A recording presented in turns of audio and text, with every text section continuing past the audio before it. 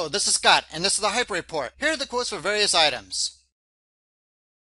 First, China's hard landing. Please review the 21 charts of zero hedge that show that China's controlled economic descent is rapidly sliding out of control. China is gripped by the worst commodity and economic crash in ages. Everything from industrial production to auto sales are down. Next, jumping sharks. It turns out that a former Sony employee was likely responsible for the hack and not North Korea. So, how does Obama come to grips that both the FBI and the State Department now have egg on their faces? He simply jumps the shark by signing an executive order imposing yet more sanctions on North Korea. Is Obama trying to gin up another crisis in order to mask another outrage, or is he doubling down on stupid?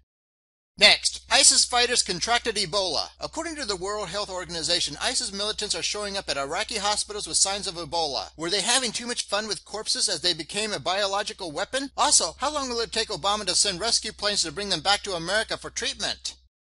Next, gun control excuses. New York police confiscated the registered handguns of a New York resident after he sought treatment for insomnia. In short, one may as well forget the confidentiality between the doctor and their patients.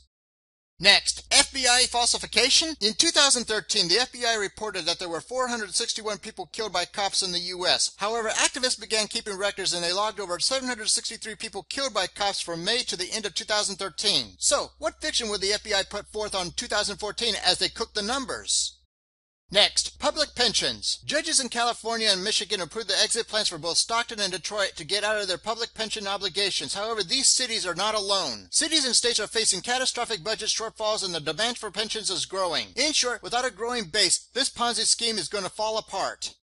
Next, flu season. Our friends at the paid-off CDC are warning that the deadly influenza strain that has the U.S. in its script are concerned because we are only halfway through the flu season and this year's vaccine has been judged as ineffective. Is it any surprise that the paid-off ghouls at the CDC who filed up the Ebola protocols also filed up this year's flu vaccine? Speaking of vaccines, next, 10 reasons not to vaccinate children. Here are a few. 1. Simply put, vaccines don't work. 2. Vaccines have never been proven safe or effective. 3. The first vaccine for smallpox was a complete failure which the industry tried to cover up. 4. Vaccine companies can't be sued if you or your child are harmed by the vaccines.